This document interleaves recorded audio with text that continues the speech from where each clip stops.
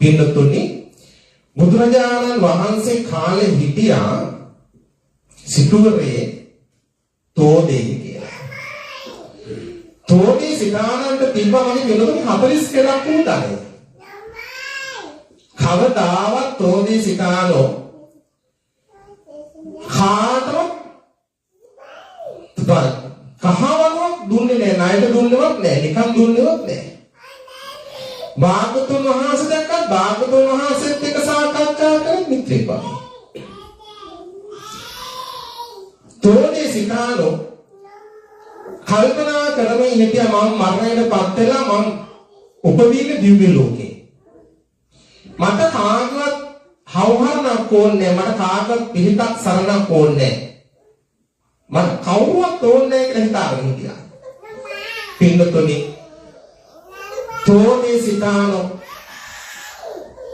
තරුණ අවදී හිටපු තැනත්තා තමන්ගේ දරුවා ලොකු වෙන්න දරුවා තරුණ වෙන්න තෝනේ සිතානෝ මහලු වයසට ගියා, ක්‍රමයේ වයසට ගියා.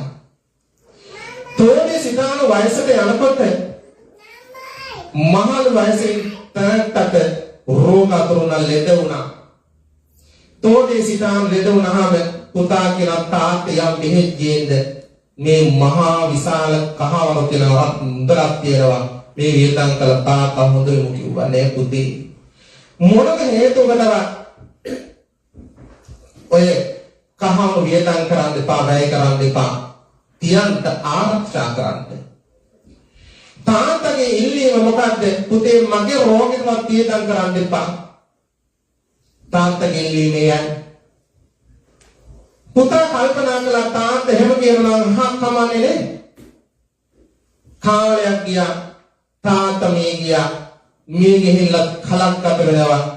ලෞතර බුදුරජාණන් වහන්සේ දැන් මේ තෝදේසිතානගේ නිවස ගාවින් වැඩම කරනවා. තෝදේසිතානගේ නිවස ගාවින් වැඩම කරනකොට තෝදේසිතානගේ මොනුපුරා බලපැටියක එක සෙල්ලම් කරනවා මිතුනේ. බලපැටියක එක සෙල්ලම් කරනකොට තෝදේ බුදුහාමුදුරන්ට භාගතුන් වහන්සේ වඩිනවා. භාගතුන් වහන්සේට බලපැටියක් බුරාගෙන පස්සේ කරනවා. බුදුහාමුදුර කල්පනා කරනවා සරත් නුවර මෙතරම් මගේ පස්සෙන් බුරාගෙන එළවන බල්ලෙක් මම දැකලා නැහැ. බුදුහාමුදුර හිතලා බැලුවා කවුද මේ බල්ලා? භාගතුන් වහන්සේ දකිනවා මේ බල්ලා වෙන කවුරුවත් නෙමෙයි තෝදේසිතානෝ. භාගතුන් වහන්සේ හිතලා මේ බල්ලෙන් අහනවා අනේ තෝදේ නුඹට බලු ආත්මය ලැබිලා නුඹේ කතා දුන්නේ නෑ නේද? ඔබ ජීවත් වෙලා වුණු කාලේ වගේමයි සිතමතර දරපු කාලේ වගේමයි තවත් සද්දෙහෙමයි. තාම සද්ද අඩුන්නේ නෑ නේද කියලා කිව්වා. අර බල්ලට මේ වචන ටික ඇහුණා විතරයි මේ බල්ලන් නපුට පස්සේ යනකට ගිහිල්ලා මුල්ලකින් නිදිය ගත්තා. පින්නත අර පොළු පැටියා බලු පැටියව ගන්න හැදුවා සෙල්ලම් කරන්න. බලු පැටිය නෙවෙයි ආවේ. අම්මට ගිහිල්ලා කියනවා අර පුංචි පුතා අම්මේ අපේ නිවස ගාවේ මාලිගාව ගාමින් බුදුහාමුදුරු ගමන් කළා. බුදුහාමුදුරු අපේ සිය තාත්තගේ නම කියලා බලු පෙරේට කතා කළා. එවෙලේ ඉඳන් බලු පැටිය මගෙත් එක්ක සෙල්ලම් කරන්න එන්නේ නැහැ. මේ පුතාගේ කතාව අහපු අම්මා තමන්ගේ සැමියාට ගිහිල්ලා කියනවා අන්න ඔයාගේ තාත්තා මගේ මාමණ්ඩියට අර බලු පැටියට කතා කරලා අපේ තාත්තගේ මාමණ්ඩිගේ නම කියලා තෝදේකට කතා කරලා කවුද කියලා ඇහුවා. බුදුහාමුදුරු කිව්වා. දැන් මගේ පින්නතුනි බැරි වෙලාවක්වත් ඔබේ ගෙදර ඉන්න බල්ලන්ට සුනඛයාට ඔබේ අම්මා තාත්තගේ නම කියලා කතා කළොත් ඔබට මොන වගේ දැනේද? සතුටක් ඇති වේද? දුකක් ඇති වේද? තරහක් ඇති වේද? දෙකක් නේ. යනෝසාවි තරහක් ඇති වෙන්නේ. දැන් මේ බාලලට කතා කළේ තමන්ගේ මාමණ්ඩිගේ තාත්තගේ නම කියලා. දැන් මොහු කල්පනා කරනවා මගේ තාත්තගේ බල්ලෙක් නම් වෙන්නේ කොහොමද? ගියා බුදුහාමුදුරු හම්බෙන්න. බුදුහාමුදුරු ළඟට ගිහිල්ලා අහන ජේතවනාරාමයට ඔය අපි ගෙල්ලගෙන් ගියාද බුදුහාමුදුරු බැලුවා කිසිම ගවසරුවක් නැති බුද්ධිලෙක් ඇවිදilla. කවුද කියලා බලනකොට කවුරුත් නෙමෙයි තෝදේසිතානගේ පුතාණන් තාත්තත් ලෙසයි පුතත් එකයි. ගවසරුවක් නේ.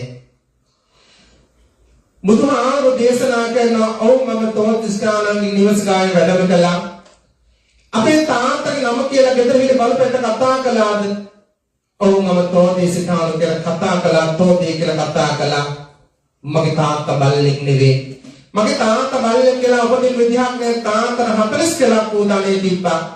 තාත්තා අනිවාර්යෙන් තව නිසා දිව්‍ය ලෝකෙට නිසා තාත්තා කවදාවත් බලුවාගේ උපදින්නේ නෑ. මගේ පින්නතුනි ධනය මැත්තේ මිල මුදල මැත්තේ කවදාවත් මට මිල මුදල් තියනවා කියලා හිතාගෙන හිටියට ඒවත් දාලා යනවා සක්කන් අරගෙන දිව්‍ය ලෝකෙට යන්න බෑ. සල්ලි තිබ්බ කියලා දිව්‍ය ලෝකෙට යන්න බෑ. මිල මුදල් මංකහවල් තිබ්බ කියලා දිව්‍ය ලෝකෙට යන්න බෑ. එහෙනම් දිව්‍ය ලෝකෙට යන්න නම් අපිට ඕන මොනවද? මනුෂ්‍ය ලෝකෙ උපදින්න අපිට මොනවද ඕනේ? මිල මුදල් නෙමෙයි මගේ පින්නතුනි. චේතනාව සිතුවිලි ධාරාවේ වැඩගත් වෙන්නේ. කරන කුසල සංකේතවල වැඩගත් වෙන්නේ. අකුසලේ පළවහරලා කුසල් බීජය වර්ධනය කරගන්න ඕනේ. දැන් තෝදේශිකාණෝ ඉපුතා ඉදිරියට බුදුහාමුදුරුවන්ට දැන් කියනවා මගේ තාත්තා කවදාවත් දිව්‍ය ලෝකෙන් අතර මිසක්කා බල්ලෙක් කියලා උපදින්නේ නැහැ කිව්වා. දිව්‍ය ලෝකේ යන්න තිබ්බ ස්වීට් එකක් ඇතුලේ මගේ පිළිතුරු බලු ස්වීට් එකක් බලු ටිකට් එකක් වෙලා. දැන් මේ බලු ආත්ම ලබාගත්ත මගේ තාත්තා බල්ලෙක් කියලා කොහොමද කියන්නේ මොනවද කියලා සාක්ෂි කියලා අහනකොට බුදුහාමුදුරුවෝ අහනවස් මහ සිතානනි මම ඔබේ ප්‍රශ්නයක් අහන්නම්. මොකක්ද ප්‍රශ්නේ? නුඹේ තාත්තා ජීවත් වෙලා වුණු කාලේ දැන් ගෙදර ඇඳයක් තියනවද කියලා ඇහුවා. ටිකක් වෙලා කල්පනා කළා. ඔව් තියනවා. මොනවද කියලා ඇහුවා. තාත්තා ආහාර ගත්ත වන්දටි 4 ඒ වන්දටි 4 තාත්තගේ වියවත් එක්ක නෑ. බුදුහාමුදුරුවෝ අහනවා මම ඔය වන්දටි 4 ඔය සොරකියා මාර්ගයෙන් හොයලා දුන්නොත් පිළිගන්නවද? ඒ නුඹේ තාත්තා කියලා. හා මම පිළිගන්නවා කිව්වා. දැන් මගේ පිටතට බුදුහාමුදුරුවෝ කියනවා දේශනා කරනවා හොඳයි යන්න. ගිහිල්ලා ඔය බලපෑටිය ඉන්න මුල්ලෙන් අරගෙන නාවන්ට හොඳට කවන්න පොවන්න සෝදු වෙලුම් ගල්වන්න මෙට්ටක දිලා නිදි කරවන්න නින්දේ ආගමකට අහන්න කමද කරලා තාත්තොණු කාලෙදිබ්බ රන්ටි 4 කෝ කියලා අහන්න කියලා කිව්වා. බුදුහාමුදුරුවොත් එක්ක පුතාගේ බල්ලට තෝදේකට රණ්ඩු වෙන්න. බුදුහාමුදුරුවෝ දේශනා කරනවා ගෙහෙලා බලපෑටිය තාත්තට කතා කරන්න කාරුණේ පුතාට කියන්නේ. දැන් පුතා ගියා. රන්ටි 4ක් හම්බෙනවා නම් අපි උනා තාත්තේ කියන දෙයක බලන්න ගෝඩ්නේ අපි කවුරුත් වාසියක් තියනවද මග අරනවද වාසියට කණ්ඩේත කරේකම යන්තාර්ථ ඒක දුක්ඛඥ ස්වභාවය. දැන් ගියා අර බලපෑටිව අතර ගත්තා නෑව කැවුව පෙව්වා නිදි කරවර නින්දේ ආගෙන නබර කවද කරලා අහනවා තාත්තා පුතාලදී බලන්ටි 4 කෝ කියලා ඇහුවා. අර බලපෑටිය මගේ පින්නතුලින් නැගිටලා දුවලා ගිහිල්ලා වත්තේ කොන් 4ක් හාරනවා. ඒ කොන් 4 දෙවි දස්තු දාලා හාරලා බලනකොට අර රන්ටි 4 හම්බුණා. අර රන්ටි 4 අරගෙන ගිහිල්ලා බුදුහාමුදුරන් ගිහිල්ලා පෙන්නනවා බුදුහාමුදුරුවනේ මම පිළිගන්නවා භාගතුන් වහන්සේ ඒ මගේ තාත්තා කියලා. බුදුහාමුදුරුවෝ අහනවා පුත්තාමත්ති ධනම්මත්ති ඉති බහාලෝ විහාඤ්ඤති අත්තාභ්‍යත්තනෝනත්ති කුතෝ පුත්තා කුතෝ ධනං. තෝදී සිතා හිතා මෙහෙට පුත්තාමත් වර දරුවෝ ඉන්නවා.